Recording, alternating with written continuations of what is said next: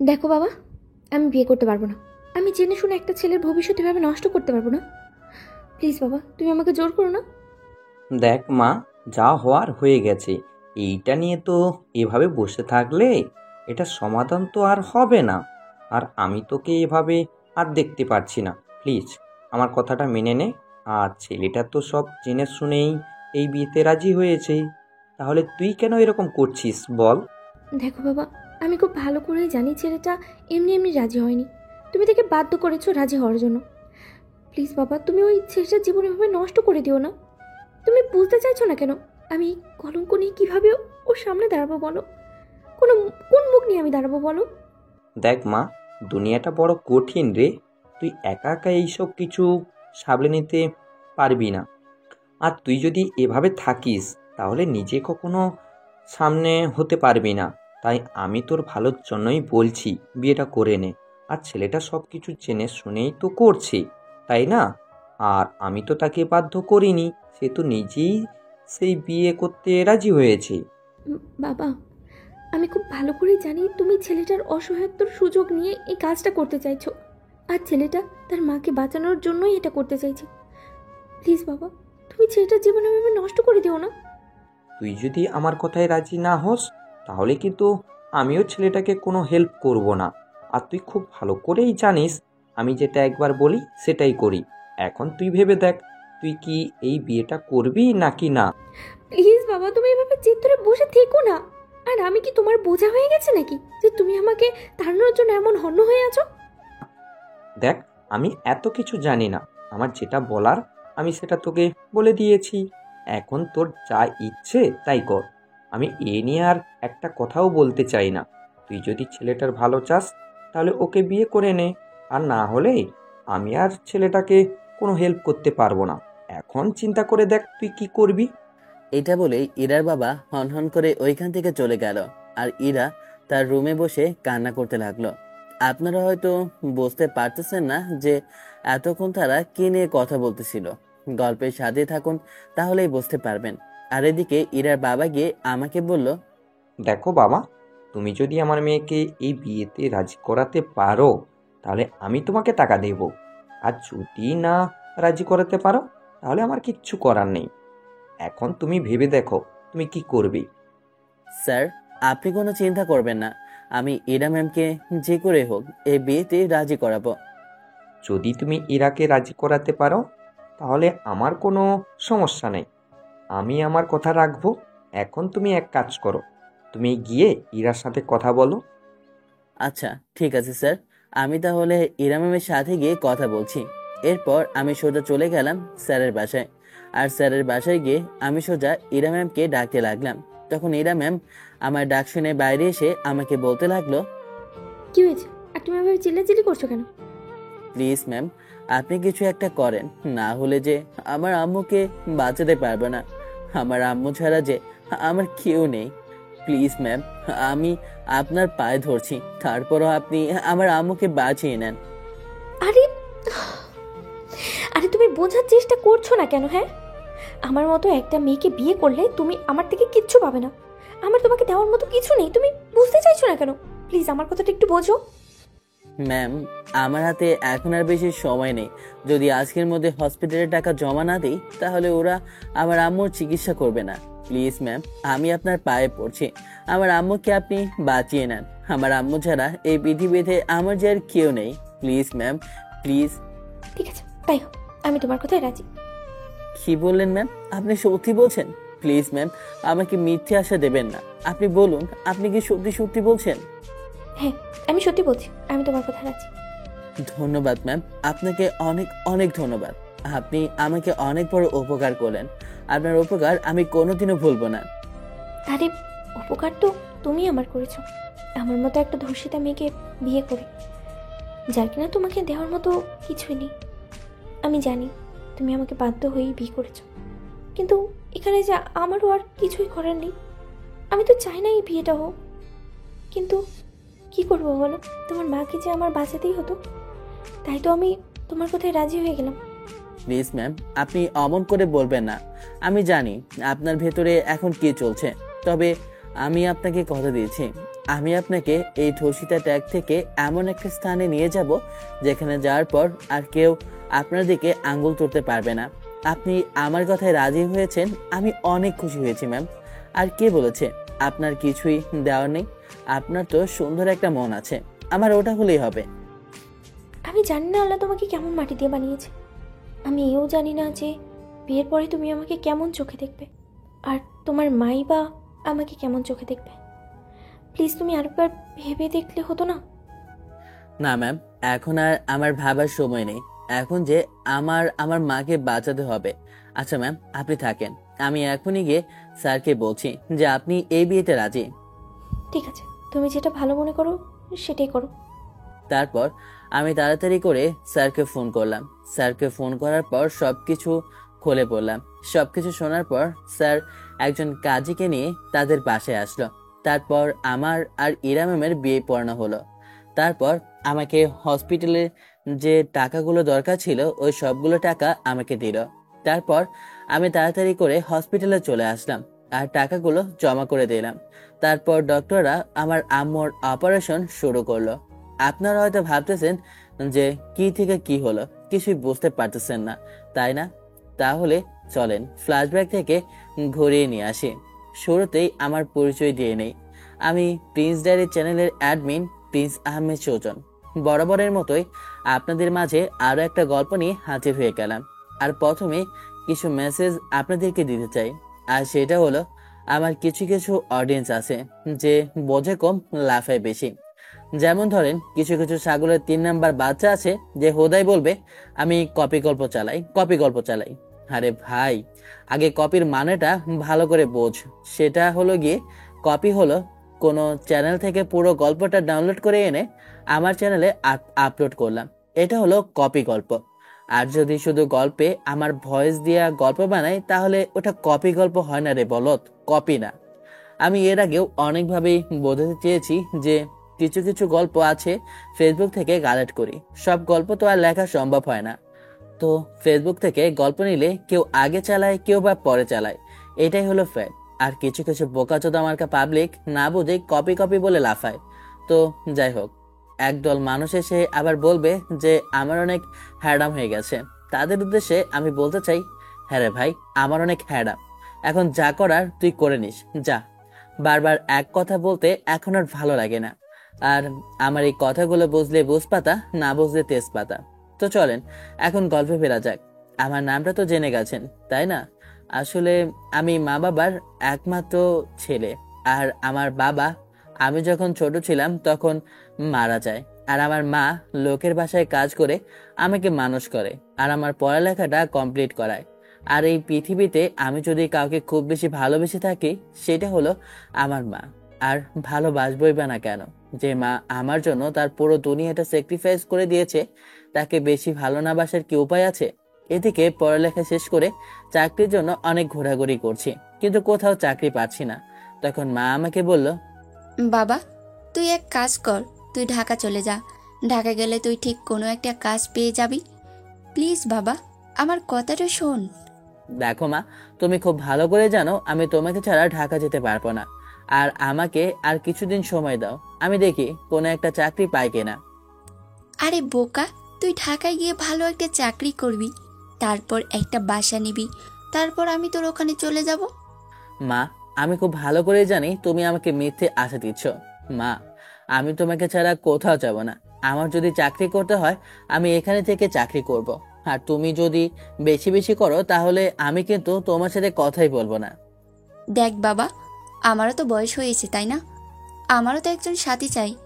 আর তুই যদি ভালো চাকরি বাকরি না করিস তাহলে তো তোকে কেউ মেয়ে দেবে না। তুই বুঝতে পারছিস না কেন? প্লিজ আমার কথাটা মেনে নে।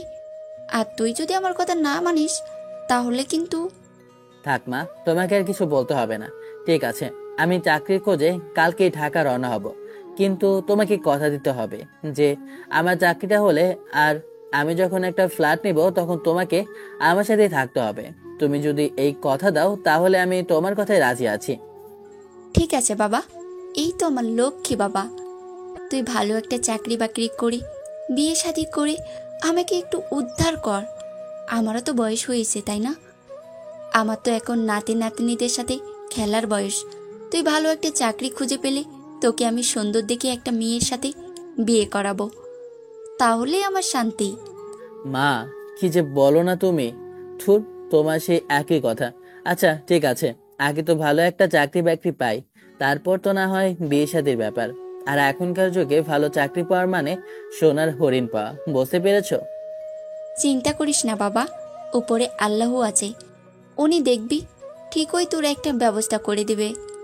তাই যেন হয় মা। তারপর মার সাথে কথা বলে বাইরে চলে গেলাম। তারপর বাইরে থেকে একটু ঘোরাঘুরি করে রাতের খাবার খেয়ে ঘুমিয়ে গেলাম। তারপর ঘুম থেকে উঠে ফ্রেশ হয়ে কিছু খাওয়া দাওয়া করে চলে গেলাম মার থেকে বিদায় নিয়ে বাস কাউন্টারে। তারপর টিকিট কেটে বসে আছি বাসের জন্য। আর চিন্তা করতে লাগলাম, মা যদি আমাকে বাধ্য না করতো তাহলে আমি কখনো মাকে ছেড়ে কোথাও যেতাম না। কিন্তু নিয়তি তো আর আমার ইচ্ছেকে সায় দেবে না, তাই তো বাধ্য হয়ে ঢাকা যাওয়ার উদ্দেশ্যে রওনা হতে হলো। কিছুক্ষণ পর বাস চলে আসলো। তারপর আমিও বাসে উঠে পড়লাম। প্রায় 5 ঘন্টা জার্নি করে ঢাকায় এসে গাড়িটা ব্রেক করলো। তারপর আমি নেমে গেলাম। আমার গন্তব্য হচ্ছে আমার খালার বাসা। কেননা আজকে আসলাম, আর আজকেই তো আমি কোনো বাসা পাবো না। তাই এই ঢাকা শহরে আমার একমাত্র আত্মীয় বলতে আমার খালার বাড়ি ছিল। আর আমি ডিসাইড করেছি যে যখনই কোনো চাকরি বাকরি পাবো তখনই আমি খালার বাসা থেকে চলে যাব। কেননা আমার আসলে কারো আশ্রয়ে থাকতে ইচ্ছে করে না। আর আমার খালা খালু যে খারাপ তা কিন্তু না, আমারই ভালো লাগে না কারো বাসায় আশ্রয় নিতে। তাই আমি চাকরিটা পেলে কোনো একটা বাসা ঠিক করে সেখানে চলে যাব। আমাকে খালা দেখে বলতে শুরু করলো, কি রে বাবা, কেমন আছিস? আমাদের কথা মনে হয় ভুলে গিয়েছিস। আমাদের কথা কি তোদের একটি বারও মনে পড়ে না? আরে খালা, রাগ করছো কেন বলো তো? এই তো আমি এলাম। আর তুমি তো জানোই আমার পড়ালেখার কতটা চাপ ছিল, এই জন্য তো কোথায় যাওয়া হতো না। আর আমার পড়ালেখা শেষ হয়েছে বিদায়ী তো আমি এসেছি, তাই না? আমি খুব ভালো করেই জানি তুই কোনো কারণ ছাড়া আমার এখানে আসিস না। যদি তোর কোনো কারণ না থাকতো তাহলে তো তুই এখানে আজকে না, তাই না? কি রে বল। তুমি সত্যি ধরতে পেরেছো খালা। আসলে আমি এখানে এসেছি একটা চাকরির খোঁজে। আর আমি আসতে চেয়েছিলাম না, কিন্তু তুমি তো জানো তোমার বোন কতটা জেদি, সে আমাকে আসতে বাধ্য করলো। আমি জানতাম তুই তো এমনি এমনি আমার বাসায় কোনোদিনও আসবি না। আমি কি তোর কেউ হই যে আমাকে দেখার জন্য তুই আসবি? প্লিজ খালা, রাগ করো না। I am sorry. এখন থেকে আমি তোমাকে মাঝে মাঝে দেখতে আসবো। আমার এমন কথা শুনে খালা বলতে শুরু করলো, তোর কথাটা আমি ঠিক বুঝতে পারলাম না। তুই আমাকে মাঝে মাঝে দেখতে আসবি মানে তুই কি বোঝাতে চাচ্ছিস? তুই চাকরি করবি এখানে, তাহলে তো তুই আমাদের বাসায় থেকেই চাকরি করবি, তাই না? তাহলে তুই এ কথা কেন বললি যে তুই মাঝে মাঝে আমার সাথে দেখা করতে আসবি? আসলে খালা, চাকরিটা পেলে আমি একটা বাসা নেব, এর জন্যই তোমাকে ওই কথাটা বলেছি। আর যতদিন পর্যন্ত চাকরি পাবো না ততদিন পর্যন্ত তোমাদের এখানেই থাকবো। কি বললি তুই? আমাদের পাশে থাকবে, আলাদা বাসা নিবি? হ্যাঁ, তোর সাহস থেকে তো আমি বাঁচি না। খবরদার, আর একবার যদি কথা বলেছিস তাহলে তোর সাথে আমি আর কোনো কথাই বলবো না। ও খালা, তুমিও না? আচ্ছা ঠিক আছে, আগে চাকরিটা তো পাই, তারপর না হয় দেখা যাবে কি করি। এখন আপাতত ওই বিষয়টা বাদ দাও। দেখা যাবে না। তুই আমাকে কথা দে যে তুই আমাদের এখানে থেকেই চাকরি করবি। ঠিক আছে খালা, আমি তোমাদের ওখানে থেকে চাকরি করব। এবার ঠিক আছে তো? এবার ঠিক আছে। আচ্ছা আপা কেমন আছে রে? তার শরীর কি ভালো আছে এখন? আম্মু এখন ভালোই আছে। আর এখন বয়স হয়েছে, বোঝোই তো। আর তাই তো আমি আম্মুকে ছেড়ে আসতে চাইছিলাম না, কিন্তু আম্মু আমাকে বাধ্য করে এখানে পাঠিয়েছে, বুঝতে পেরেছো? আপা যা করেছে ভালোই করেছে। আপা যদি তোকে এই ঢাকা শহরে না পাঠাতো তাহলে তো তোকে দেখতেই পারতাম না। তুই তো আমাদের বাসায় আসিস না, আমাদের গিয়ে তোকে দেখে আসতে হয় উল্টো। আচ্ছা, এখন এসব কথা বাদ দাও। আর খালু কেমন আছে? তাকে তো দেখতে পারতেছি না। আর সাথী কেমন আছে? সাথী হলো আমার খালাতো বোন। দেখতে মাশাআল্লাহ অনেক কিউট, কিন্তু কিউট হলেও লাভ নেই, ওর বিয়ে ঠিক হয়ে আছে। কিছুদিন পরেই ওর বিয়ে। তখন খালা আমাকে বলতে শুরু করলো, তোর খালু মাশাআল্লাহ ভালো আছে, আর সাথী ওর হবু বরের সাথে কোথায় যেন ঘুরতে গেছে। ও আচ্ছা ঠিক আছে। আসলে খালা আমাকে অনেক ভালোবাসে, আর আমিও খালাকে অনেক ভালোবাসি। কিন্তু আম্মুকে ছেড়ে কখনো কোথাও যাওয়ার কথা কল্পনা করতে পারিনি। যদি আজকে আমাকে জোর না করতো তাহলে আমি জীবনেও এখানে আসতাম না। আসলে সময় মানুষকে এমন কিছু করায় যা করতে তারা বাধ্য হয়, না চাইলেও করতে হয়। আমার ক্ষেত্রে ঠিক এমনটাই হয়েছে। তারপর খালা আমাকে খাবার দিল। তারপর আমি খাওয়া দাওয়া করে খালা আমাকে একটা রুম দিল ঘুমানোর জন্য। আমি ওইখানে চলে গেলাম। তারপর ঘুমিয়ে পড়লাম। অনেক জার্নি করেছি বিদায় আমার ঘুমটা তাড়াতাড়ি চলে এসেছে। ঘুম থেকে যখন বিকেলে উঠে নিচে আসলাম তখন সাথী আমাকে দেখে ভাইয়া বলে আমার কাছে দৌড়ে এসে আমাকে জড়িয়ে ধরলো। আসলে ও আমাকে নিজের ভাইয়ের মতোই ভালোবাসে। তখন ও আমাকে বলতে শুরু করলো, ভাইয়া, তুমি কখন এসেছো? আর কেমন আছো ভাইয়া তুমি? আরে পাগলি বোন আমার, এত হাইপার হচ্ছিস কেন? দাঁড়া বলছি। আমি আজকে সকালে এখানে এসেছি আর আমি আলহামদুলিল্লাহ অনেক ভালো আছি। তুই কেমন আছিস বল? এই তো ভাইয়া, আমি আলহামদুলিল্লাহ ভালো আছি। আর তুমি আসাতে আমি অনেক অনেক বেশি হ্যাপি। ওরে পাগলি বোন আমার। তখন পাশ থেকে খালা বলতে শুরু করলো, আর একটা খুশির খবর আছে তোর জন্য, জানিস? সাথী, সেটা শুনলে তো তুই খুশিতে পাগল হয়ে যাবি।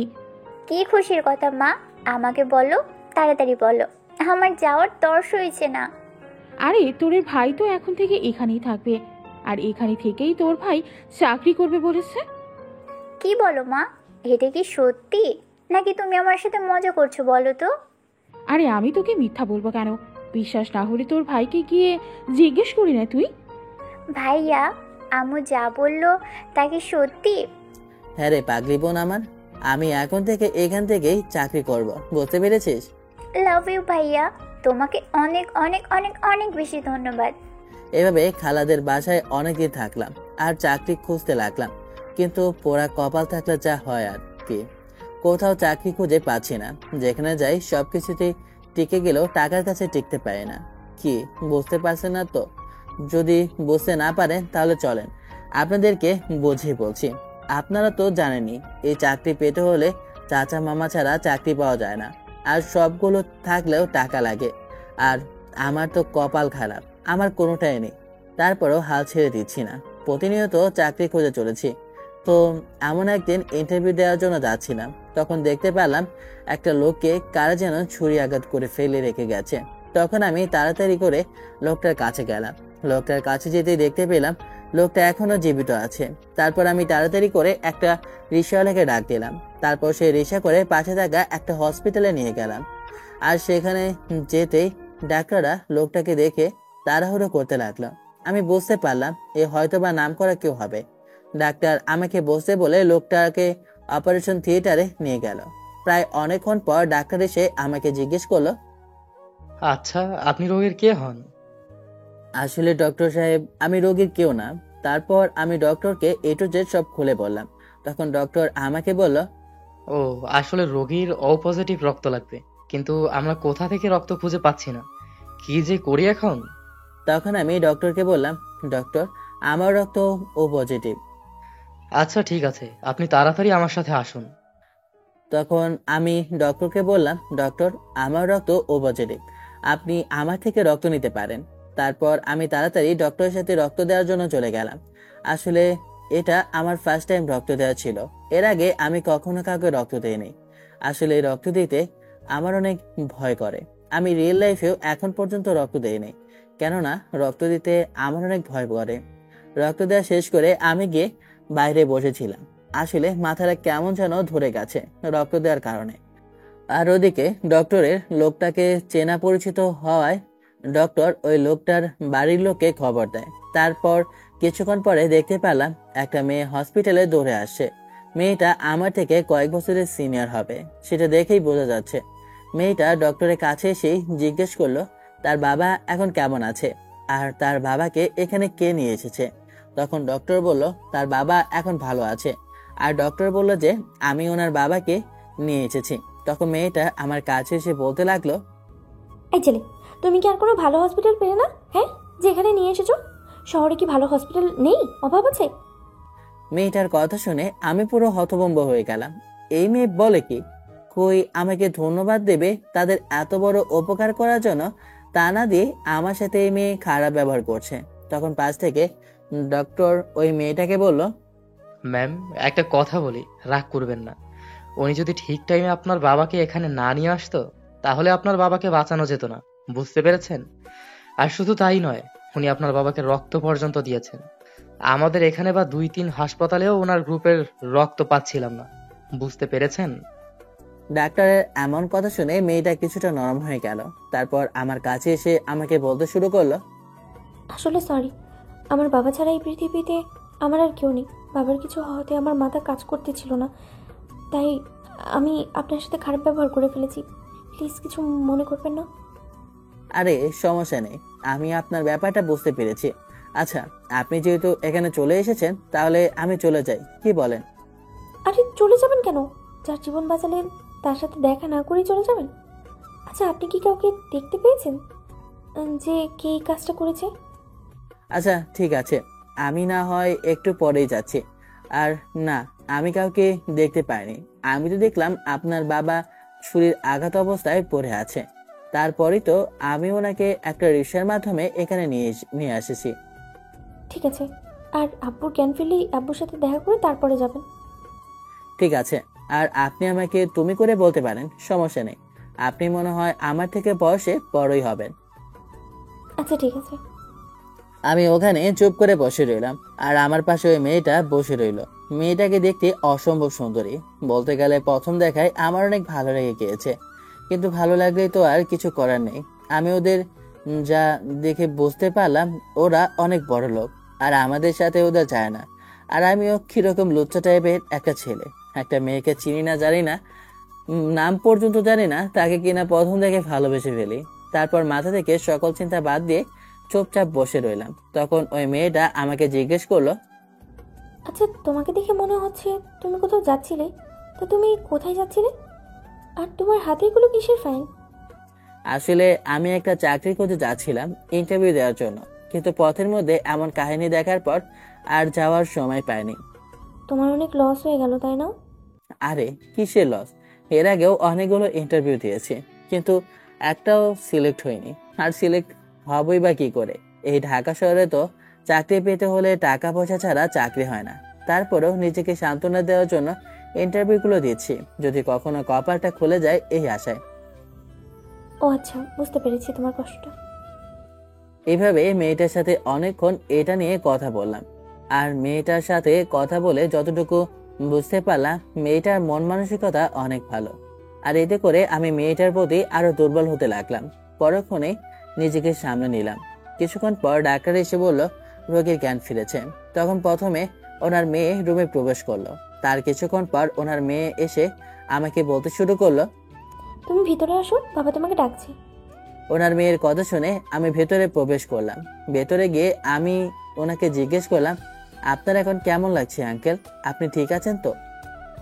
জি আলহামদুলিল্লাহ, এখন অনেকটা সুস্থ আছি। তোমাকে অনেক ধন্যবাদ বাবা, তোমার জন্যই আজকে আমার প্রাণটা ফিরে পেলাম। তুমি যদি আমাকে এখানে ঠিক টাইমে না নিয়ে আসতে তাহলে হয়তো আমাকে বাঁচানো যেত না। আবার তার উপর তুমি আমাকে রক্ত দিয়েও বাঁচিয়েছো। আমি তোমার কাছে ঋণী হয়ে গেলাম বাবা। ওনার এমন কথা শুনে আমি তখন ওনাকে বলতে শুরু করলাম, কি যে বলেন আপনি? আমি আপনাকে বাঁচানোর কেউ না, আপনাকে তো বাঁচিয়েছে স্বয়ং আল্লাহ। আর আমি তো শুধু উছিলা ছিলাম। আর আপনি আমাকে ধন্যবাদ দিয়ে ছোট করবেন না, এইটা আমার কর্তব্য ছিল। আচ্ছা বাবা, তোমার নাম কি? আঙ্কেল, আমার নাম প্রিন্স আহমেদ সুজন। ও আচ্ছা, আমি ইরার কাছে শুনলাম তুমি নাকি ইন্টারভিউ দিতে যাচ্ছিলে। তা কোথায় ইন্টারভিউ দিতে যাচ্ছিলে তুমি? ইরা নামটা শুনে আমার কিছুটা খটকা লাগলো। তারপর আমি আঙ্কেলকে জিজ্ঞেস করলাম, আঙ্কেল ইরা কে? তখন আঙ্কেল আমাকে বলতে শুরু করলো, আরে বাবা, আমার মেয়ের নাম হচ্ছে ইরা। আর ইরা, তুই কি তোর নাম ওকে বলিসনি? না বাবা, আমার তো মনেই ছিল না। আমি মনে মনে বলতে শুরু করলাম, বাহ, নামটার সাথে চেহারারও অনেক মিল রয়েছে।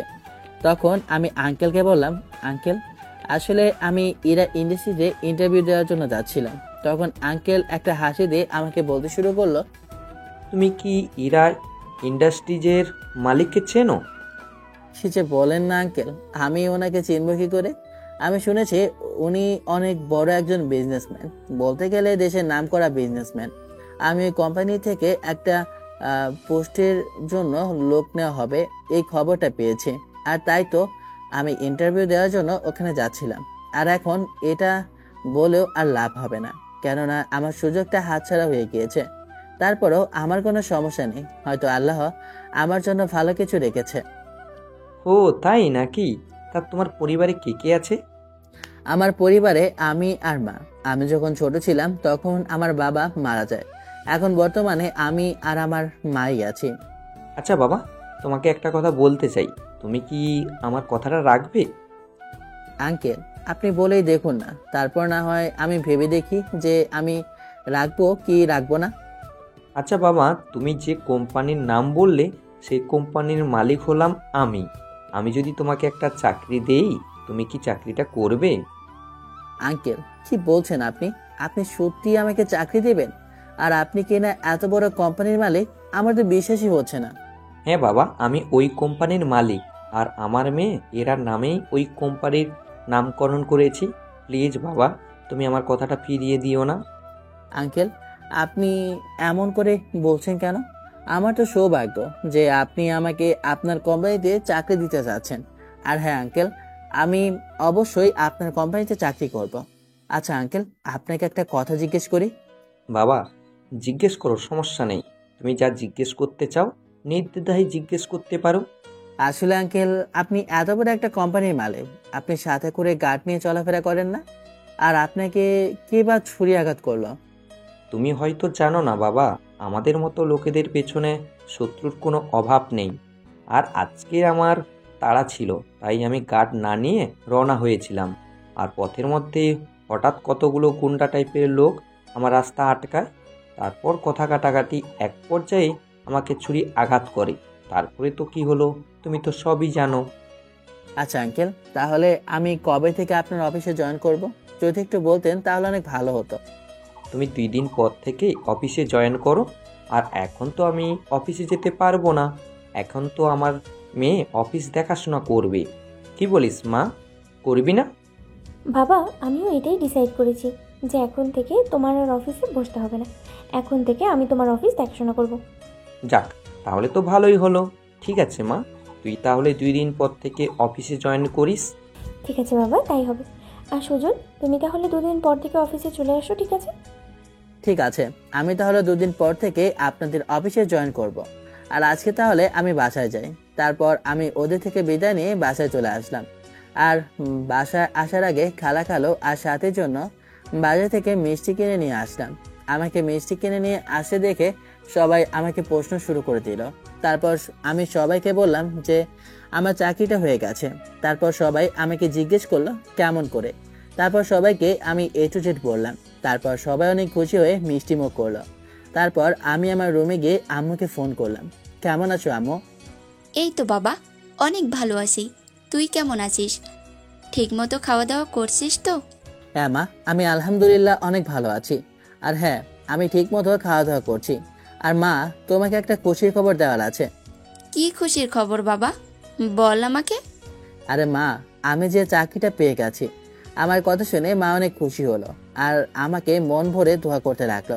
তারপর আমাকে জিজ্ঞেস করলো আমি কি করে চাকরিটা পেয়েছি। তারপর মাকে আমি সবকিছু বলে বললাম। সবকিছু শুনে মা আমাকে বলল, তুই একদম ঠিক কাজ করেছিস বাবা।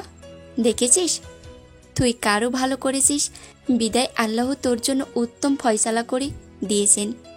সবসময় মনে রাখবি, তোর দ্বারা যেন মানুষের কোনো ক্ষতি না হয়। বুঝতে পেরেছিস? আর পারলে মানুষকে বেশি বেশি সাহায্য করবি।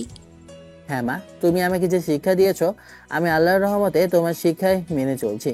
আর আমার জন্য দোয়া করো। আর বেতন পেলে আমি একটা ফ্ল্যাট নেব ভাড়া। তারপর তোমাকে কিন্তু আমি এখানে নিয়ে চলে আসবো, তখন কিন্তু চলে আসতে হবে। ঠিক আছে বাবা, তুই আমাকে নিয়ে কোনো চিন্তা করিস না। আর ভালো থাকিস, ঠিক মতো খাবার খাস। ঠিক আছে মা। তারপর মার সাথে আমি আরো অনেক কথা বলতে লাগলাম। তারপর কথা বলা শেষ করে খাওয়া দাওয়া করে ঘুমিয়ে গেলাম। এভাবে 2 দিন কেটে গেল। আজকে আমার অফিসে জয়েন হওয়ার কথা, আর আমি আজকে যথাসময়ে অফিসে জয়েন করলাম। তারপর ইরা ম্যাম আমাকে সবার সাথে পরিচয় করিয়ে দিলেন। সবার সাথে পরিচয় হয়ে ইরা ম্যাম আমাকে একটা ডেস্কে বসিয়ে দিলেন। তারপর একজন লোককে বলে আমাকে কাজগুলো বুঝিয়ে দেওয়ার জন্য। আর আমি যথারীতি কাজগুলো বুঝতে শুরু করলাম। অফিসের প্রথম দিনটা এভাবেই কেটে গেল। এভাবে কয়েকদিন যাওয়ার পর আমি আস্তে আস্তে কাজে পারদর্শী হতে শুরু করলাম। এর ফলে ইরা ম্যাম আমাকে একটু এক্সট্রা কেয়ার করতো। এভাবে অনেকদিন পার হয়ে যায়, সব ঠিকঠাকই চলছিল। কিন্তু কথায় আছে না, অভাগা যেদিকে যায় নদীর পানিও শুকিয়ে যায়। হঠাৎ আমার সাথে এমন কিছু হবে আমি ভাবতেও পারিনি। তো চলেন আমার সাথে কি হয়েছিল জেনে আসি। সবকিছু ঠিকঠাকই ছিল, কিন্তু হঠাৎ একটা ফোন কল আমার জীবনটাকে পুরো পুড়িয়ে ছারখার করে দিল। তো চলুন সেই ফোন কলে কি এমন কথা হয়েছিল তা জেনে আসি। হঠাৎ একটা অচেনা নাম্বার থেকে আমার নাম্বারে ফোন আসে। আমি ফোন রিসিভ করে বললাম, কে বলছেন? তখন ওই পাশ থেকে বলল, বাবা সুজন, আমি তোমার আন্টি বলছি। জি আন্টি, বলেন। বাবা, তোমাকে একটা কথা বলার জন্য ফোন দিয়েছিলাম। আসলে কথাটা যে কেমন করে তোমাকে বলবো। আন্টি, কোনো সমস্যা নাই, আপনি বলুন। আসলে বাবা, তোমার আম্মু। বাকি কথাটুকু আমি বলতে না দিয়ে আন্টিকে জিজ্ঞেস করলাম, আন্টি কি হয়েছে আমার আম্মুর? প্লিজ আন্টি চুপ করে থাকবেন না, কি হয়েছে? তুমি শান্ত হও বাবা, প্লিজ এভাবে ভেঙে পড়ো না। আমি বলছি কি হয়েছে। কি হয়েছে আন্টি বলুন। তারপর আন্টি এমন একটা কথা বলল যা শুনে আমার পায়ের নিচ থেকে মাটি সরে গেল। তখন আন্টি আমাকে বলল, আসলে বাবা, তোমার আম্মুর কয়েকদিন ধরে শরীরটা খারাপ লাগছিল।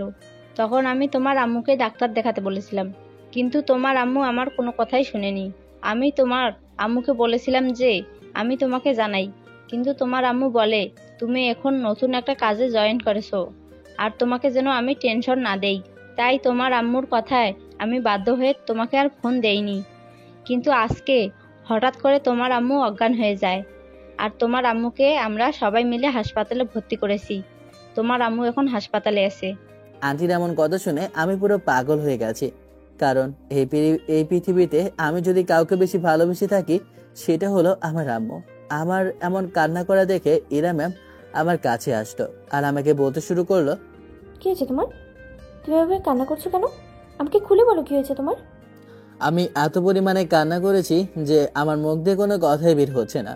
তারপর নিজেকে কিছুটা শক্ত করে আমি ইরা ম্যামকে সবকিছু খুলে বলি। সবকিছু শুনে ইরা ম্যাম আমাকে ছুটি দিয়ে দিল আর আমার হাতে কিছু টাকা দিয়ে তাদের অফিস থেকে একটা গাড়ি করে আমাকে পাঠিয়ে দিল। তারপর সেই গাড়ি করে আমাকে যে হসপিটালে ভর্তি করানো হয়েছে সেই হসপিটালে পৌঁছালাম। তারপর আমি ডক্টরের চেম্বারে গেলাম। তারপর ডক্টরের সাথে কথা বললাম। তারপর ডক্টর আমাকে যা বলল তা শুনে আমার যেন পায়ের নিচ থেকে আবারও মাটি সরে যেতে লাগলো। কেননা ডাক্তার আমাকে বলল, দেখুন, আপনি নিজেকে কিছুটা শক্ত করুন। আসলে আপনার আম্মুর একটা কিডনি ড্যামেজ হয়ে গেছে, আর আরেকটা কিডনিও অচল, প্রায় মানে অর্ধেক ভালো আর অর্ধেক অচল। এখন আপনারা আমাকে যদি বাঁচাতে চান তাহলে ইমিডিয়েটলি আপনার আম্মুর অপারেশন করে আর একটা কিডনি ট্রান্সফার করতে হবে। ডাক্তার যে করেই হোক আমার আম্মুকে বাঁচান। আমার যে আম্মু ছাড়া এই পৃথিবীতে আর কেউ নেই। প্লিজ ডাক্তার, আমার আম্মুকে বাঁচান। দেখুন, বললেই তো আর হয় না, তাই না? আর আমরা এখানে ওনার কোনো ট্রিটমেন্ট করতে পারবো না, অনেক টাকা নিয়ে যেতে হবে। আর ওনার ট্রিটমেন্ট করতে অনেক টাকার প্রয়োজন, বলতে গেলে প্রায় 50 লাখ টাকার মতো লাগবে। ডাক্তারের কথা শুনে আমি রীতিমতো ঘামতে শুরু করলাম। এতগুলো টাকা তো সোনায় সোহাগা, আমি এত টাকা কোথা থেকে পাবো? আমার মাথা যেন কাজ করছিল না। তারপর নিজেকে শক্ত করে ডিসাইড করলাম এরা ম্যামকে সবকিছু জানাবো। আর মাকে নিয়ে ঢাকা চলে আসলাম। আর ঢাকায় এসে মাকে ভালো একটা হসপিটালে ভর্তি করালাম। আর ওইখান থেকে জানালো যে 2 দিনের মধ্যে আমার আম্মুর অপারেশন করতে হবে। আর এদিকে আমি ইরা ম্যামকে জানানোর পর ইরা ম্যাম তার আব্বুকে জানালো। তারপর আঙ্কেল ইরা ম্যামকে বলল, আচ্ছা, তুই একটা কাজ কর, তুই সুজনকে আমার এখানে পাঠিয়ে দে, আমি সুজনের সাথে কথা বলে নিচ্ছি।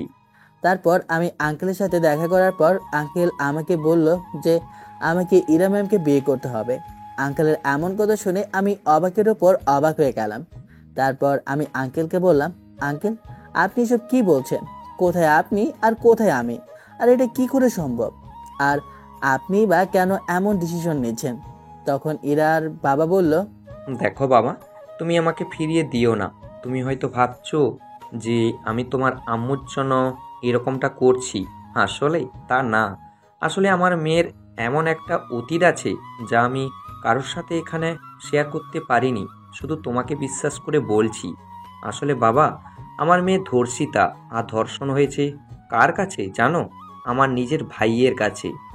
আঙ্কেলের কথা শুনে আমি পুরো অবাকের উপর অবাক হচ্ছি। তারপর আমি আঙ্কেলকে বলতে শুরু করলাম, আঙ্কেল কি বলছেন কি এসব? আপনার ভাই মানে তো ওর চাচা, আর ম্যামের চাচার কাছে ম্যাম কেমন করে ধর্ষিত হলো? তখন আঙ্কেল বলতে শুরু করলো, আসলে বাবা, আমার ভাই ছিল মাতাল। ও সবসময় বাজে নেশায় লিপ্ত থাকতো। আমি ওকে এই নেশার জগৎ থেকে সরিয়ে আনার জন্য অনেক চেষ্টা করেছিলাম, কিন্তু আমি ব্যর্থ ছিলাম। তারপর আমি ওকে ওর মতো ছেড়ে দিই, কিন্তু এই ছেড়ে দেওয়াটাই আমার জীবনে কাল ডেকে নিয়ে আসে। আমি তখন ব্যবসার কাজে ঢাকায় এসেছিলাম। তখন আমার এত বড় ব্যবসা ছিল না, ছোট্ট একটা ব্যবসা একটু একটু করে দাঁড় করাচ্ছিলাম। আর আমার ওয়াইফও ইরাকে জন্ম দিতে গিয়ে মারা যায়, আর আমি এর আগে ওর চাচার কাছে বাসায় রেখে এসেছিলাম। আসলে আমি রেখে আসতে চাইছিলাম না, কেননা এবার তখন এসএসসি এক্সাম ছিল, তাই তো বাধ্য হয়ে ওকে বাসায় রেখে আসতে হয়েছিল। আর এই রেখে আসাটাই আমার জীবনে কাল হয়ে দাঁড়ায়। এতটুকু বলে আঙ্কেল থমকে যায় আর অযথারায় কান্না করতে লাগে। তারপর আমি আঙ্কেলকে জিজ্ঞেস করি, আঙ্কেল তারপরে কি হয়েছিল? তারপর আঙ্কেল বলতে শুরু করলো, তারপর আমার ভাই, ওকে ভাই বলতেও আমার ঘেন্না হয়, যে কিনা আমার মেয়ের ধর্ষক। তারপরে ইরা যখন এক্সাম দিয়ে বাসায় আসে, তখন আমার ভাই মাতাল অবস্থায় ইরাকে দেখে, আর ইরাকে দেখে ওর ভিতরে নরপরশু জেগে ওঠে। তারপর ও আমার মেয়েকে জোর করে ধর্ষণ করে। এটা বলে আঙ্কেল কান্না করতে লাগলো। তখন আমি আঙ্কেলকে সান্ত্বনা দিয়ে বলতে শুরু করলাম, প্লিজ আঙ্কেল, আপনি এভাবে ভেঙে পড়বেন না। তারপর আমি আঙ্কেলকে জিজ্ঞেস করলাম, আপনার ভাইয়ের কোনো শাস্তি হয়নি? তখন আঙ্কেল আমাকে বলল, আসলে তখন বিষয়টা জানাজানি হবার ভয়ে আমি পুলিশের কাছে এই বিষয়টা জানাইনি। আর এই বিষয়টা জানার পর আমার মাথায় রক্ত উঠে গিয়েছিল। তারপর আমার ভাইকে আমি খুন করে ফেলি। তারপর ওকে নদীর জলে ভাসিয়ে দিই। আর সবাই জানতো একটা নেশাখোর, তাই ওর কি হয়েছে না হয়েছে এটা কেউ আর জানতে চায়নি, তাই আমার কোনো শাস্তি হয়নি। কিন্তু এত কিছু করেও আমার মেয়েকে আমি স্বাভাবিক করতে পারিনি। ওর একটাই কথা যে ওনাকে বিয়ে করবে না। তুমি বলো বাবা, এতে কি ওর কোনো দোষ আছে? না আঙ্কেল, এতে ওর কোনো দোষ নেই। আর আঙ্কেল, আপনি চাইলে তো আমার থেকে আরো বড়লোক ফ্যামিলিতে ওকে বিয়ে দিতে পারবেন। আর আমার মতো গরিব একটা ছেলের কাছে কেন বা আপনার মেয়েকে বিয়ে দিচ্ছেন? আর আমি তো ওকে সুখে রাখতে পারবো না। আপনি একবার ভেবে দেখতেন। বাবা, ওকে আমি হাজার জোর করলেও রাজি হবে না, তাই তো আমি তোমার কাছে হাত পাচ্ছি। বাবা, আমাকে ফিরিয়ে দিও না। আর আমি এটাও জানি তোমার মতো ভালো ছেলে এ দুনিয়ায় আর দুই একটা পাওয়া যাবে না। তোমার হাতে আমার মেয়েকে তুলে দিতে পারলে আমি মরেও শান্তি পাবো। বাবা প্লিজ, বাবা আমাকে ফিরিয়ে দিও না। আঙ্কেল, সবই বুঝলাম, কিন্তু এই বিয়েতে কি ম্যাম রাজি হবে? তখন আঙ্কেল আমাকে বলল, তুমি চিন্তা করো না বাবা, ওকে ইমোশনাল ব্ল্যাকমেল করে হলেও আমি এই বিয়েতে ওকে রাজি করাবো। তুমি শুধু আমার কথায় রাজি আছো কিনা এটা বলো। আঙ্কেল, আমি আপনার কথায় রাজি আছি। আমার মা ছাড়া যে আমার এই পৃথিবীতে কেউ নেই। জানেন আঙ্কেল, আমার আব্বু মারা যাওয়ার পর আমার মা লোকের বাসায় কাজ করে আমাকে পড়ালেখা করিয়েছে। আমি আমার মাকে কিছুই দিতে পারিনি। যখন আমার মাকে আমার কিছু দেওয়ার সময় এসেছে, তখনই আল্লাহ আমাকে পরীক্ষায় ফেললেন। প্লিজ আঙ্কেল, আপনি যা করার একটু তাড়াতাড়ি করুন। 2 দিনের মধ্যে যে আমার আম্মুর অপারেশন করতে হবে। ঠিক আছে বাবা, তাই হবে। আল্লাহর কাছে হাজার শুক্রিয়া যে তোমার মতো একটা ছেলেকে আমার মেয়ের জামাই হিসেবে আমি পাবো। আর বাবা, আমাকে মাফ করে দিও। আমি জানি আমি তোমার সাথে অনেক বড় অন্যায় করছি। বাবা, আমাকে ক্ষমা করে দিও। আঙ্কেল, এতে আমি জানি আপনার কোনো দোষ নেই। আপনি আপনার মেয়ের ভালো চান বিধায় এরকম করছেন। আর আমারও আপনার মেয়েকে বিয়ে করতে কোনো অসুবিধা নেই। আর 5 যেটা অতীতে হয়ে গেছে সেটা নিয়ে আমি কখনো ভাবি না। আর যেটা হয়েছে সেটা তো আর নিজের ইচ্ছায় হয়নি, তাই না? আপনি ওটা নিয়ে কোনো চিন্তা করবেন না।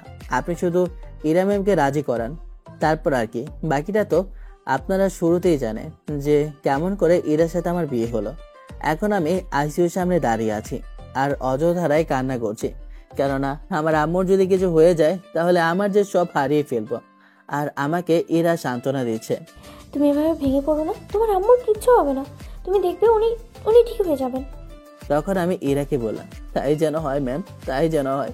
আমার যে পৃথিবীতে আমার আম্মু ছাড়া আর কেউ নেই। আমি যারা আমার আম্মুকে অনেক ভালোবাসি। তুমি আল্লাহকে ডাকতে থাকো, তাহলে দেখবে আল্লাহ তোমার জন্য একটা পথ খুলে দেবেন। এভাবে অনেকক্ষণ পার হয়ে যায়। তারপর ডক্টর অপারেশন রুম থেকে বের হয়ে আমাদের উদ্দেশ্যে বলতে থাকে, কংগ্রেচুলেশন, আপনার আম্মুর অপারেশন সাকসেসফুল। আপনার আম্মু এখন ঠিক আছে, আর আপনার আম্মুকে ঘুম ইনজেকশন দেওয়া হয়েছে। ঘুম ভাঙলে আপনার আম্মুর সাথে আপনারা দেখা করতে পারবেন।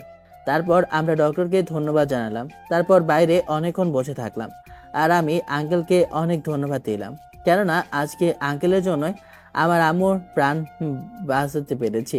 আমি আঙ্কেলের কাছে অনেক ঋণী হয়ে গেলাম। এগুলো আমি আঙ্কেলকে বললাম।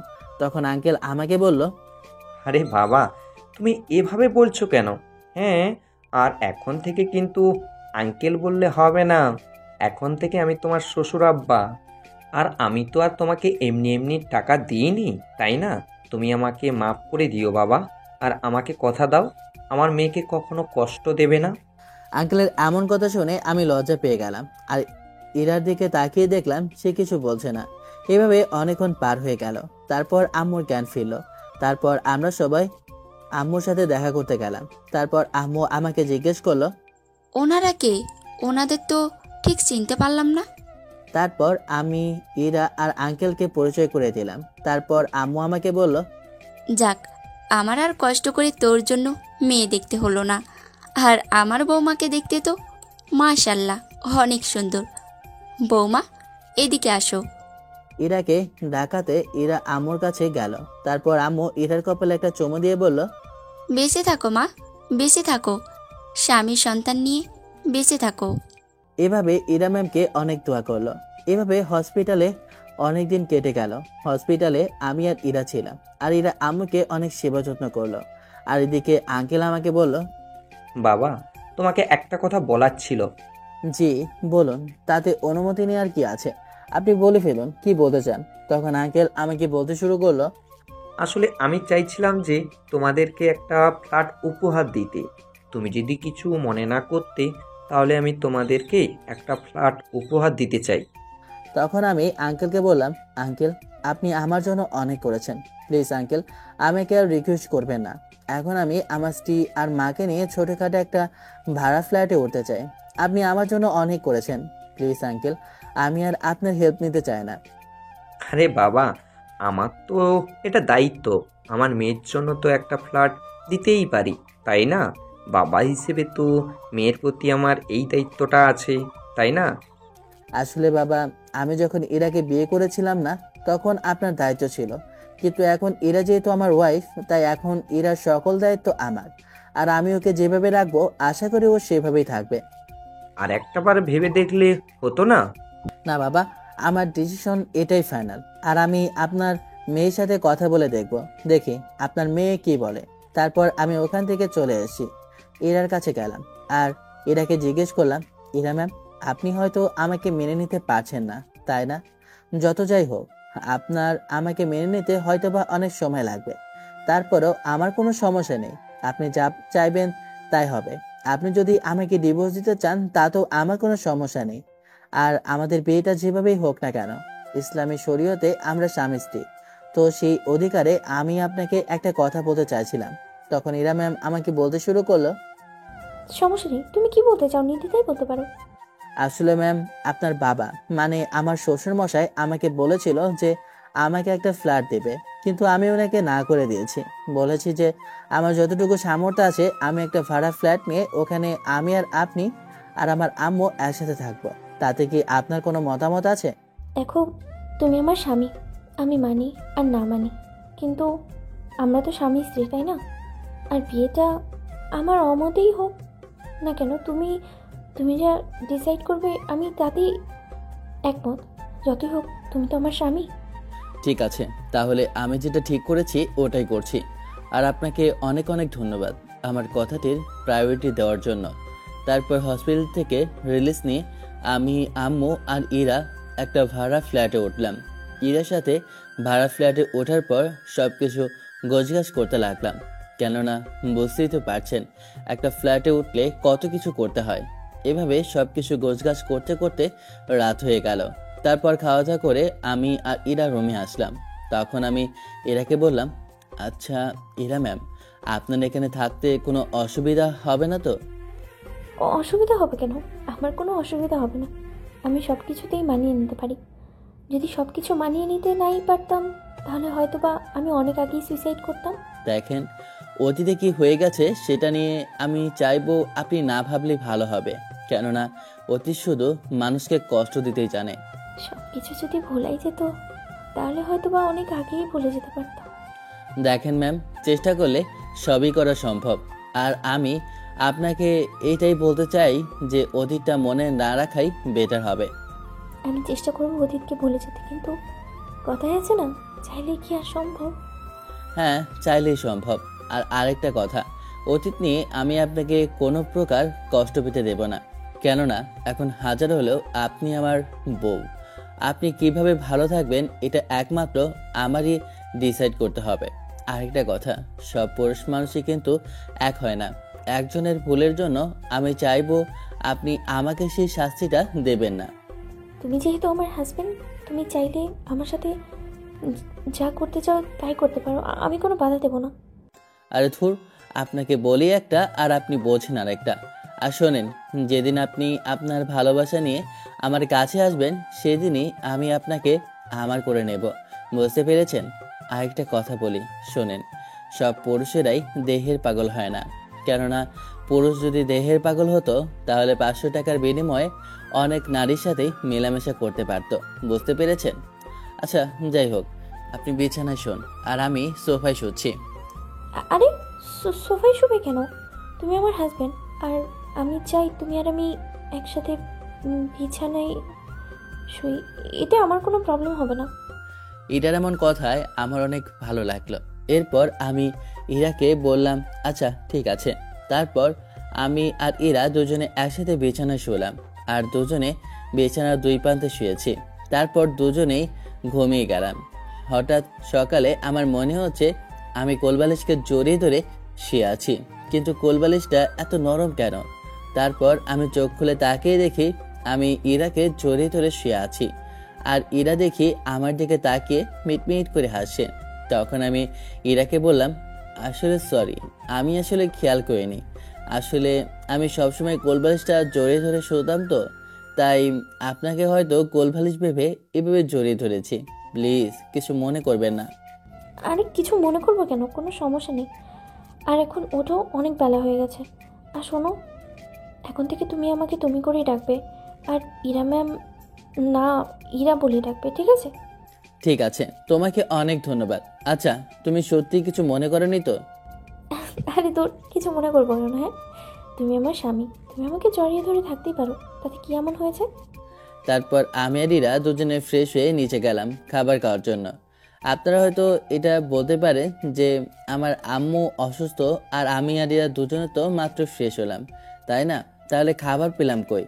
আসলে ফ্রেশ হতে যাওয়ার আগে আমি আমাদের বাড়ি থেকে 2 মিনিট হাঁটলে একটা হোটেল পাওয়া যায়, আর ওখানে খাবার বাসায় ডেলিভারি দেওয়া হয়। আমি ফ্রেশ হতে যাওয়ার আগে অর্ডার করে গিয়েছিলাম, আর ফ্রেশ হয়ে এসে দেখি খাবার চলে এসেছে। এখন হয়তো আপনারা বুঝতে পেরেছেন।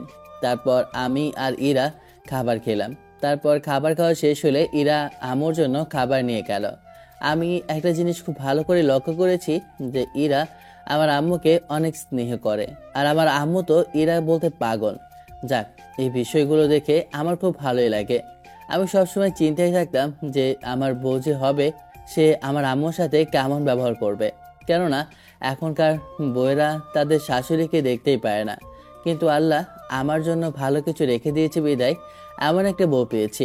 আল্লাহর কাছে হাজার হাজার শুকরিয়া আমাকে এমন একটা বউ দেওয়ার জন্য। তারপর খাওয়া দাওয়া শেষ করে আমি আমার রুমে চলে আসলাম। রুমে এসে বসে বসে ফোন টিপছি। হঠাৎ দেখলাম সাথী ফোন দিয়েছে। তখন আমি সাথীর ফোনটা রিসিভ করতেই সাথে সাথে সাথী বলতে শুরু করলো, কেমন আছো ভাইয়া? তুমি তো বিয়ে করে আমাকে প্রায় ভুলেই গেছো, একটি বারও আমার খোঁজ খবর নাও না। আরে পাগলি বোন আমার, খোঁজ খবর নেব না কেন? হ্যাঁ, তুই তো খুব ভালো করে জানিস যে আমি কেমন সিচুয়েশনের মধ্যে দিয়ে দিন পার করেছি। আর হ্যাঁ, এই তো আলহামদুলিল্লাহ ভালো আছি। তা তুই কেমন আছিস? এই তো ভাইয়া, আমিও আলহামদুলিল্লাহ অনেক ভালো আছি।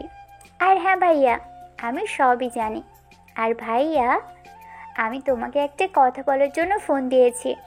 হ্যাঁ বল, সমস্যা নেই। তারপর সাথী বলতে শুরু করলো, ভাইয়া, তুমি তো জানোই যে আমার বিয়ে ঠিক হয়ে আছে, তাই না?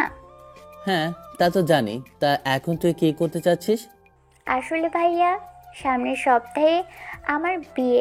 তোমাকে আর ভাবিকে আর খালাকে কিন্তু অবশ্যই আসতে হবে। কথাটা যেন মাথায় থাকে, না হলে কিন্তু আমি বিয়ে করব না। আরে পাগলি বোন আমার, আমার বোনটা যেহেতু এই ভাইয়ের কাছে সামান্য এইটুকু আবদার করেছে, অবশ্যই আমি রাখার চেষ্টা করব। সেটা করলে হবে না, অবশ্যই আসতে হবে। আসতে হবে মানে আসতে হবে, না হলে তো আমি বললামই যে আমি বিয়েই করব না। আরে ঠিক আছে, আসবো আসবো। এবার খুশি তো? খুশি। আর তুমি তাহলে কালকেই চলে আসো, হ্যাঁ? আরে না, তুই তো জানিসই আম্মু এখনো পুরোপুরি সুস্থ হয়নি। সুস্থ হতে আরো 2-3 দিন লেগে যাবে। আচ্ছা ঠিক আছে, আমি তোর গায়ে হলুদের দিন যাব, ঠিক আছে? ঠিক আছে ভাইয়া, তোমাকে অনেক অনেক অনেক বেশি ধন্যবাদ। এভাবে সাথীর সাথে কিছুক্ষণ কথা বললাম। তারপর হঠাৎ দরজার দিকে তাকিয়ে দেখি যে ইরা দাঁড়িয়ে আছে আর আমার কথাগুলো শুনছে। তখন আমি সাথীকে বললাম, আচ্ছা থাক, তোর সাথে পরে কথা হবে। তারপর আমি ফোনটা কেটে দিলাম। আর ফোনটা কেটে দেওয়ার সাথে সাথে ইরা রুমের মধ্যে প্রবেশ করলো আর আমাকে বলতে শুরু করলো, কি ছিল ফোনে?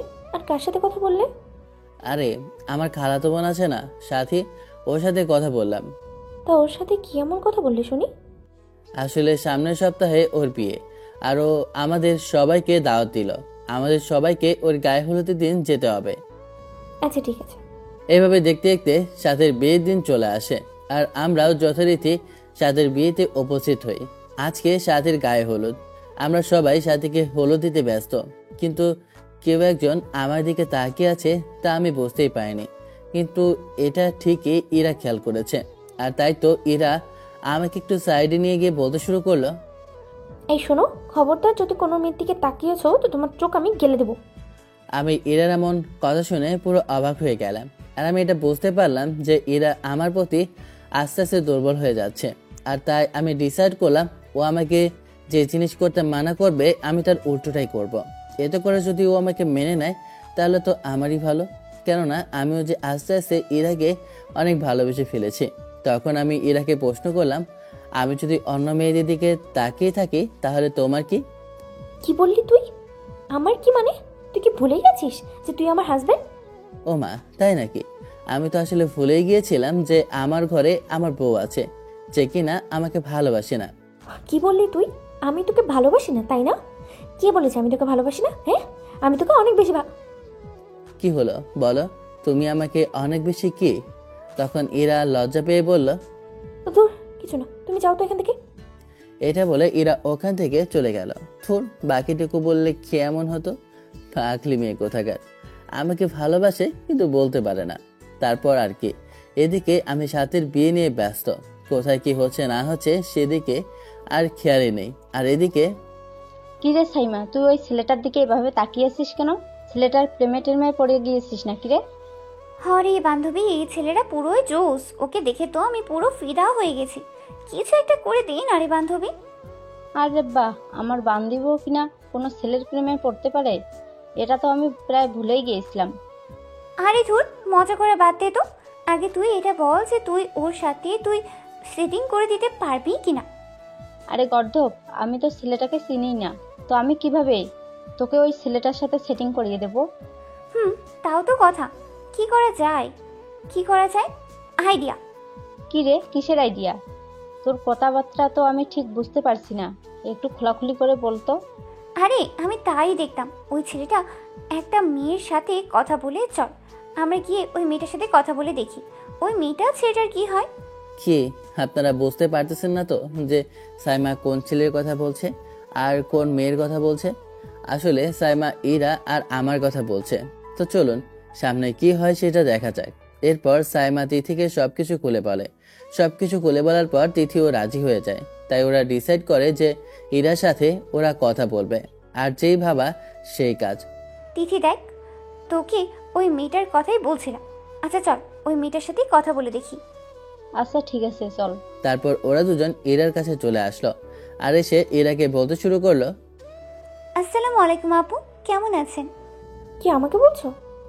জি আপু, আপনাকেই বলছি। ওয়ালাইকুম আসসালাম। এই তো আলহামদুলিল্লাহ ভালো আছি। তা তোমাদের তো ঠিক চিনতে পারলাম না। আমি মনে মনেই বলতে শুরু করলাম, এই মেয়েটা আবার আমার কাছে কি চায়? সাথীদের বাসায় যেদিন থেকে এসেছি সেদিন থেকেই দেখতে পাইছি এই মেয়েটা কেমন যেন প্রিন্সের দিকে নজর দেয়। মনে তো হয় এই মেয়েটার চোখগুলো একদম গেলিয়ে দিই আমি। আসলে আপু, আপনি আমাদের চিনবেন না, আর আমরাও আপনাকে চিনি না। আসলে আপনার সাথে কিছু কথা বলার জন্যই এখানে এসেছিলাম। যদি আপনি একটু ফ্রি থাকেন তাহলে একটু সাইডে চলেন, আপনার সাথে আমার কিছু কথা আছে। আচ্ছা ঠিক আছে, চলো। তারপর ইরা ওদের সাথে একটু সাইডে যায়। তারপর সাইডে যেতেই ইরা ওদেরকে বলতে শুরু করে, আচ্ছা এখন বলো কি বলতে চাও?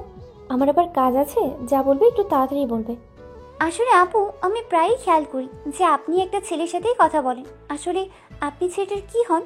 যদি বলতেন তাহলে ভালো হতো। আমি মনে মনে বলতে লাগলাম, মেয়েটার সাহস দেখে তো আমি অবাক হচ্ছি। মেয়েটার সাহস হয় কি করে আমার প্রিন্সের ব্যাপারে জিজ্ঞেস করা? তারপর আমি মনে মনে একটা আইডিয়া করলাম যে আমিও দেখি এই মেয়েটা যদি প্রিন্সকে প্রপোজ করে তাহলে প্রিন্স রাজি হয় কি না। তাই আমি ওই মেয়েটাকে বলতে শুরু করলাম, আসলে ছেলেটা আমার কাজিন হয়। কেন, কি হয়েছে? আসলে আপু, আপনাকে একটা কথা বলতে চাই, কিছু মনে করবেন না। বলে ফেলো, কি বলতে চাও? যা বলো একটু তাড়াতাড়ি বলো। আসলে আপু, আপনার কাজিনকে না আমার খুব ভালো লেগেছে। আই লাভ হার। আমি আগেই বুঝতে পেরেছিলাম যে এই মেয়েটা প্রিন্সের দিকে এই জন্যই তাকিয়ে আছে।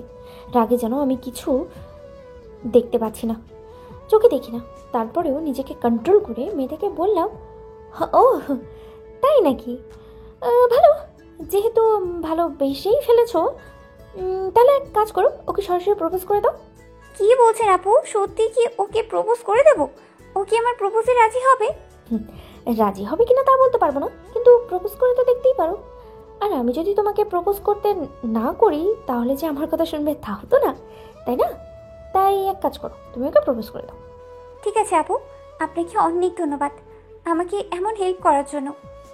ও ওয়েলকাম। তারপরে আমি ওখান থেকে চলে আসলাম। রাগে যেন আমার পুরো গা জ্বলে যাচ্ছে। তারপরেও নিজেকে কিছুটা শান্ত করে নিজে নিজেই বলতে শুরু করলাম, দেখি প্রিন্স ওই মেয়েটার প্রপোজালে রাজি হয় কিনা।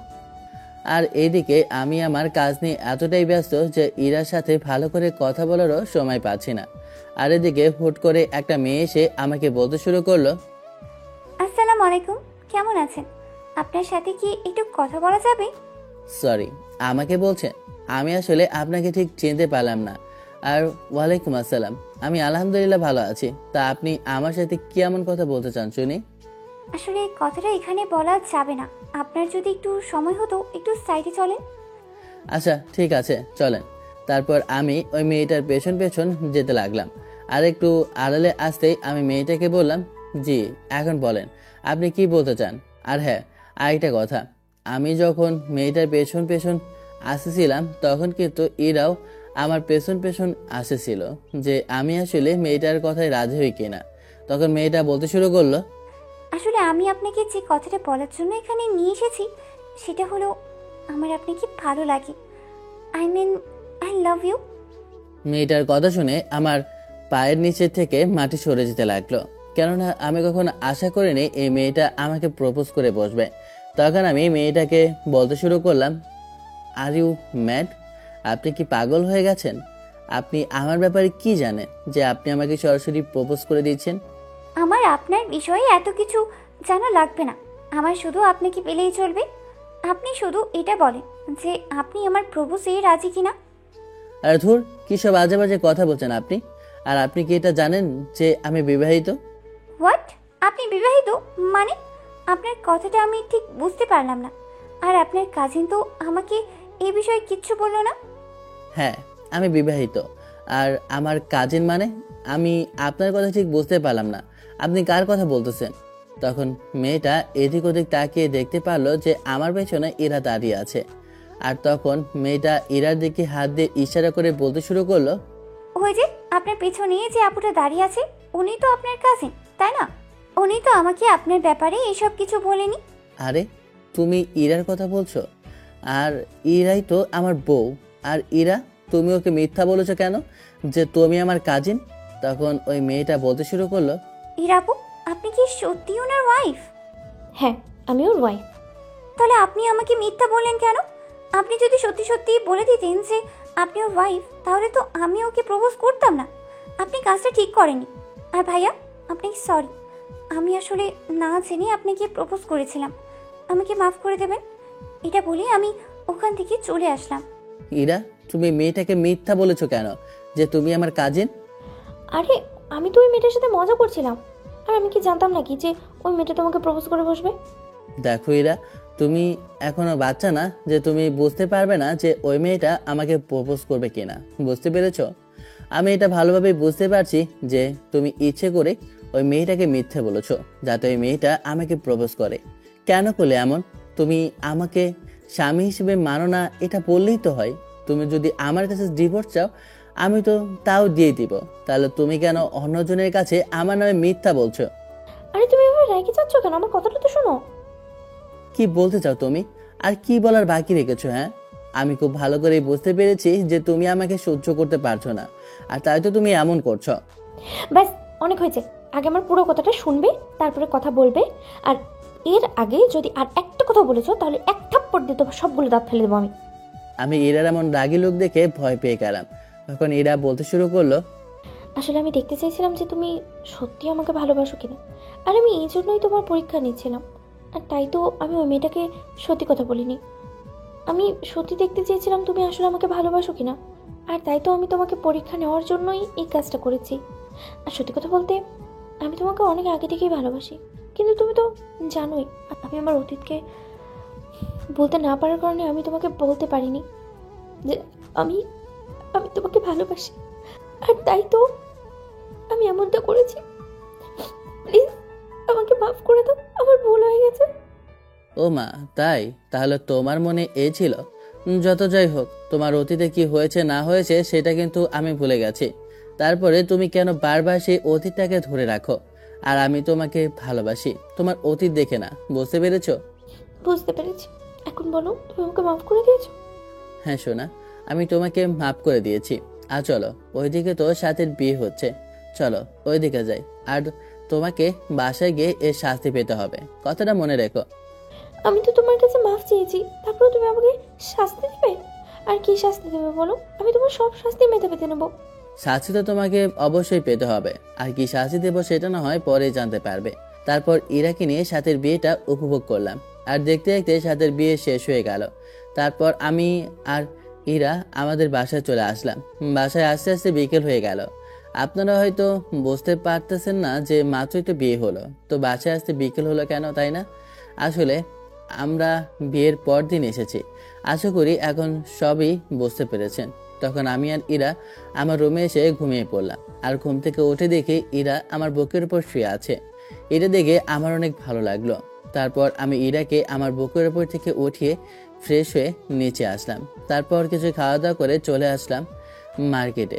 আসলে বিয়ের পর থেকে এখন পর্যন্ত ইরাকে কিছু দেওয়া হয়নি, তাই ওর জন্য আমার পছন্দ মতো একটা শাড়ি নিলাম। তারপর শাড়িটা নিয়ে বাসায় আসলাম, আর বাসায় এসে ইরা আমাকে দেখে বলতে শুরু করলো, কি ব্যাপার, তুমি কোথায় গিয়েছিলে? আর আমাকে একটাবার বলে যাবে না? তুমি কাজটা কিন্তু একদম ঠিক করোনি। তুমি জানো আমার কেমন চিন্তা হচ্ছিল তোমার জন্য। ও মা, তাই? এত পাম মেরে লাভ হবে না, তোমার শাস্তি পেতেই হবে। বুঝতে পেরেছো? ঠিক আছে, তুমি আমাকে যা শাস্তি দিবে আমি তা মাথা পেতে নেব। এবার হয়েছে, আর এখন চলো খাবার খাবো। তারপর আমি ইরাকে বললাম, তুমি নিচে যাও, আমি আসি। আসলে ইরাকে নিচে যাওয়ার জন্য বলার কারণ হলো, আমি যে ওর জন্য শাড়ি নিয়ে এসেছি এই শাড়িটা লুকিয়ে রাখবো। আর আমি যে শাড়ি এনেছি এটা কিন্তু ইরা খেয়ালই করেনি, কেননা আমি শাড়িটা লুকিয়ে এনেছি।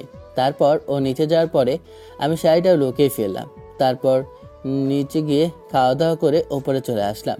তখন ইরা আমাকে বলল, আচ্ছা, তুমি নাকি আমাকে শাস্তি দিতে চাও? তো বলো আমাকে কি করতে হবে? ও মা, তাই নাকি? শাস্তি নেওয়ার জন্য দেখি উঠে পড়ে লেগে আছো। সময় হোক তখন তোমাকে দেব, এখন আমি তোমাকে যা বলছি সেটা করো।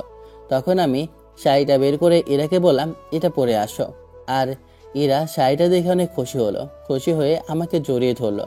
তখন আমি ওকে বললাম, এত পাম মেরে লাভ হবে না, যাও আগে গিয়ে শাড়িটা পরে আসো। তখন ইরা লজ্জা পেয়ে শাড়িটা নিয়ে ওয়াশরুমে চলে যায়, আর শাড়িটা পরে আমার কাছে আসে। ইরাকে শাড়ি পরা অবস্থায় দেখে যেন আমার চোখ সরাতেই পারছি না, কেননা ইরাকে শাড়ি পরা অবস্থায় পুরো ডানা কাটা পরীর মতো লাগছে।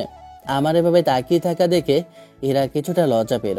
তারপর আমি ইরাকে বললাম, ইরা তুমি কি চাও না আমাদের কেউ মা বাবা বলে ডাকুক? তখন ইরা লজ্জা পেয়ে বলল, চাইবো না কেন, অবশ্যই চাইবো। তো তুমি কি আমাকে সেই অনুমতি দিচ্ছ?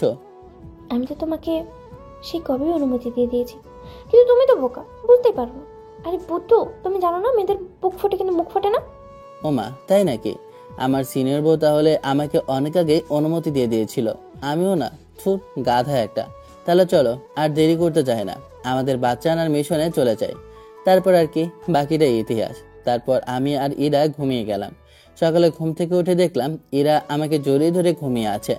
তখন আমি ইরাকে লম্বা একটা কিস করলাম, আর দেখলাম ইরা ঘুম থেকে উঠে গেছে। আর উঠে আমাকে বলতে শুরু করলো, এভাবে কেউ কিস করে? আর একটু হলে তো আমার দমটা বন্ধ হয়ে যেত। আর কেউ করুক আর না করুক, আমি করি, তাতে তোমার কি? তাও ঠিক। এখন তো আমি বলতে কিছুই নেই, সব তো তোমারই আছে। তোমাকে একটা কথা বলার ছিল। তুমি না আমাকে বলেছিলে যে তুমি আমাকে কি যেন একটা শাস্তি দেবে? আরে পাগল, তুমি এখনো সেই শাস্তি নিয়ে পড়ে আছো? আরে সারা রাতে যে রোমান্টিক শাস্তি দিলাম এইটার কথাই তোমাকে বলেছিলাম, বুঝতে পেরেছো? ওমা, তাই নাকি? আরে আমার পিচ্চি পড়তে কি অনেক রোমান্টিক? তাহলে এখন এই সিনিয়র বউটার রোমান্টিক অত্যাচার সহ্য করো। এটা বলেই আমি প্রিন্সকে কিস করতে শুরু করলাম। তারপরে আর কি, বাকিটা ইতিহাস আর পাতিহাস। আর আপনাদের এই ইতিহাস আর পাতিহাস সম্পর্কে জানতে হলে অবশ্যই বিয়ে করতে হবে। তাই আর ধৈর্য না ধরে তাড়াতাড়ি ফ্যামিলিকে রাজি করিয়ে বিয়ে করে ফেলেন। আল্লাহ হাফেজ, টাটা, বাই বাই। এখন খোদা হাফেজ, ভালো থাকবেন সবাই, সুস্থ থাকবেন, আর আমাদের জন্য সকলেই দোয়া করবেন। আর গল্পটা কেমন হয়েছে অবশ্যই কমেন্ট করে আমাদেরকে জানাবেন, আর লাইক তো অবশ্যই করবেন। ধন্যবাদ।